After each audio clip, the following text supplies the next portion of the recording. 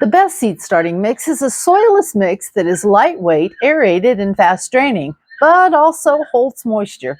You can buy seed starting mixes, but they can be pricey.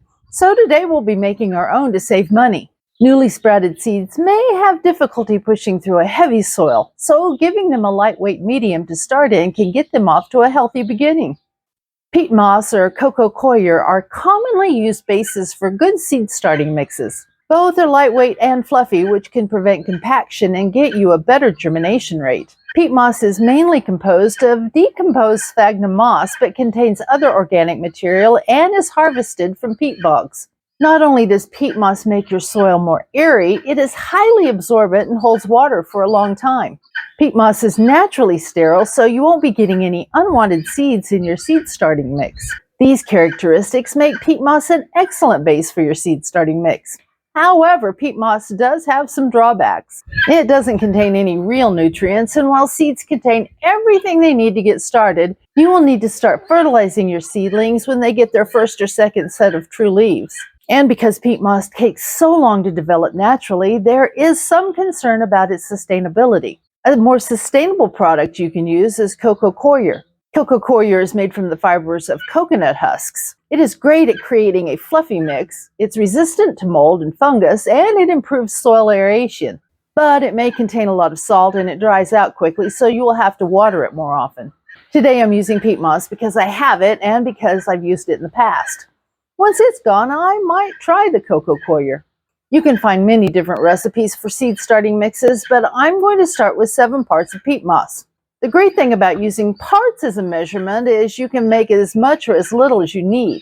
I'm going to be planting onion seeds in this 19-cup container, and I need it to be about half full, so I'm going to be mixing 10 cups of seed starting mix. That makes the math easy. So I'm mixing 7 cups of peat moss,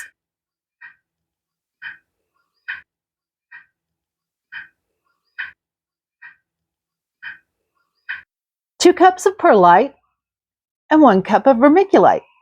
If you need 10 gallons of mix, you would substitute a gallon for each cup.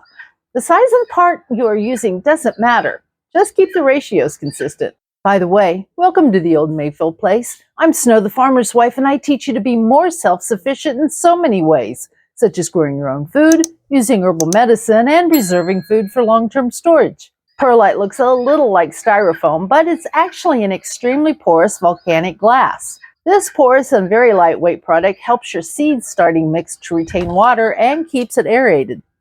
Oxygen is important for plants to be healthy, so you don't want a dense starting mix or soil. The last part of the mix is vermiculite. Vermiculite is a mineral that has been heated until it puffs up. This expanded material is added to potting mixes to help increase aeration and water retention. While it is not strictly necessary to add to your seed starting mix, in addition to the perlite, vermiculite has better water holding properties than perlite, but perlite is better at preventing compaction and aerating the mixture, so we'll be using both. Mix these together well, then add enough water to wet everything without getting it too wet. You want a product that has the same amount of water as a wrung-out sponge.